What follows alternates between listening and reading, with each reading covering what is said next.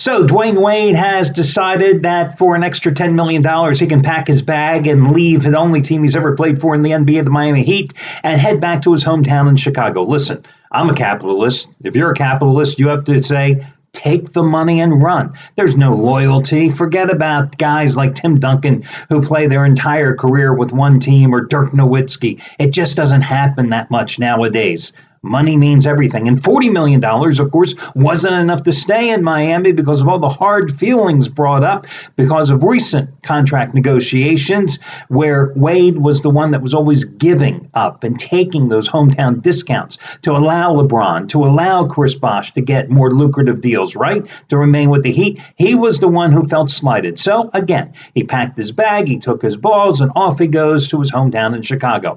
Now, who out there wants to give me odds on how many games Dwayne Wade is going to miss in the next couple of years during the length of his contract? Wade has been breaking down for years here, frequently for the Miami Heat, nagging little injuries to his legs, to his knees, to his ankles, etc. It's resulted in time off, right? How many games is he going to miss each of the next 2 years? And then what exactly are the Chicago Bulls doing? Listen, they made a great move when they got rid of Derrick Rose, shipped him off to the New York Knicks, got a serviceable center and Robin Lopez back to replace Noah, who was another guy because of age and injury, wasn't nearly the productive player he once was. But we knew Rose had to go because Jimmy Butler and him couldn't coexist.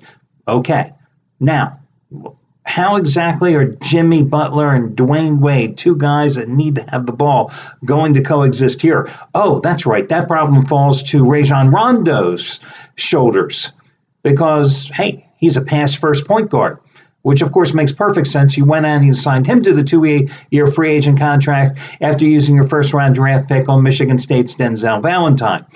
And, of course, all you've got in the middle is what?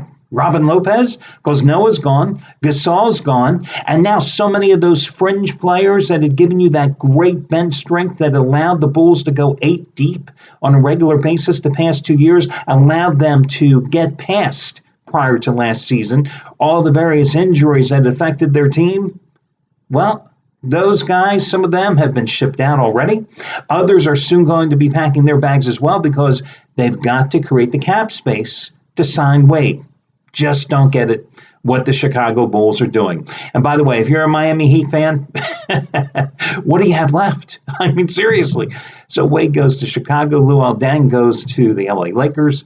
You got nothing. You really have nothing. Oh, Joe Johnson left you and went to Utah. You've got nothing. And Chris Bosh will even play this year because of the blood clot problems.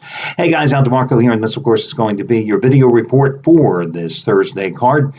Yesterday, I mentioned here in the video that after a 4-0 weekend sweep over the holiday with 15 dime best bets, Tuesday night, I took it on the chin. Bruce Bochy managed to pull Madison Bumgarner after 6 shutout innings, and the Giants' bullpen collapsed, and it cost me a run line dog of plus $1.05 with the Giants. So instead, I came back yesterday and figured I'm going to get my money back, and I came out with a 15-dime run line dog, this time on Philadelphia. And that dog, of course, only won 4-3 yesterday against the Braves.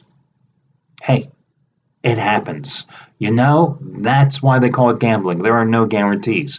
But the reality is this, and I just want to reemphasize this point. You've got to play baseball during the summer using run line plays because run line plays allow you to take overwhelming favorites and make them cheap chalks or nice priced underdogs.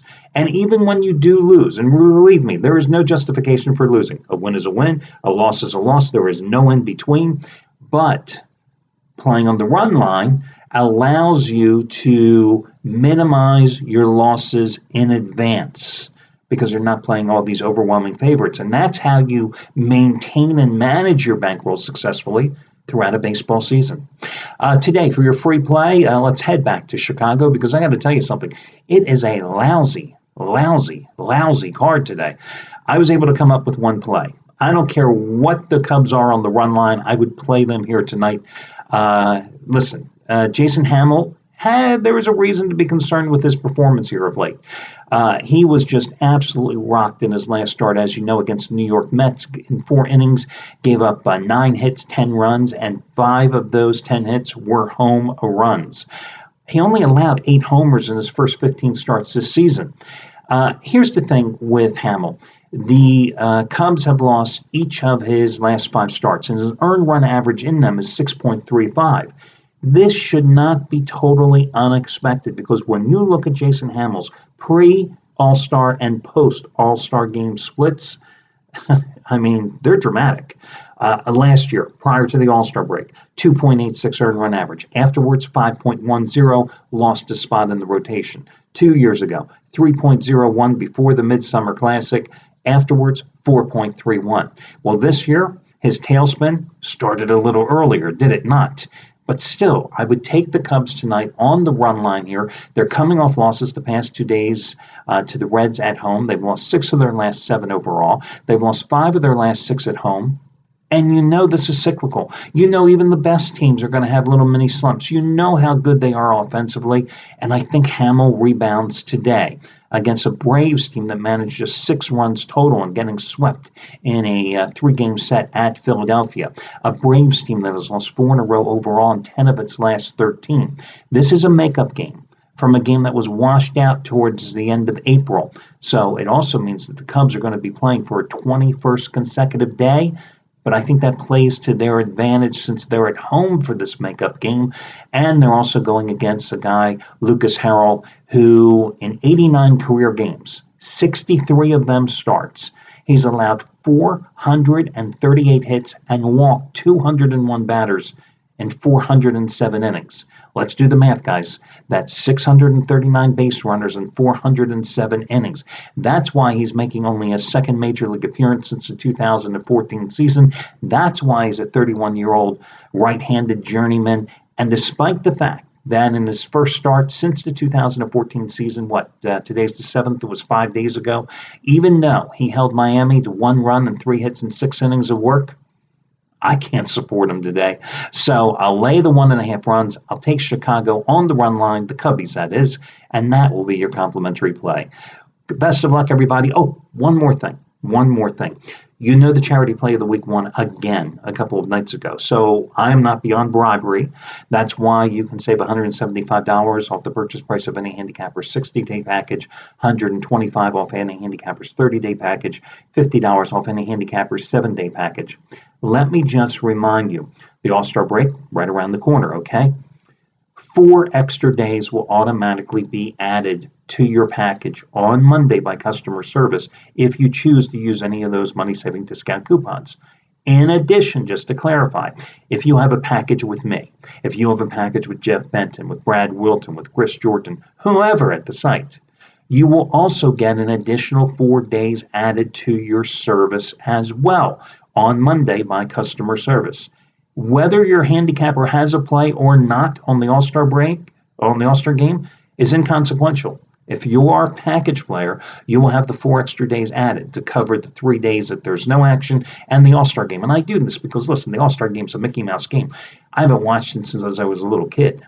I guarantee you I will not be having a play on this contest. So everybody gets the 4 extra days.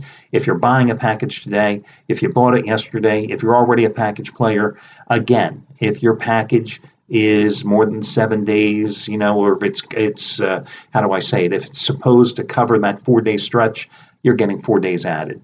And customer service is going to make all those moves because I have to do it all manually on Monday. Should you ever have any questions, you can always contact customer service via email. Use the contact us link on the site or customer service center link. I wish you well, guys, and I'll talk to you again tomorrow when we do this one more time.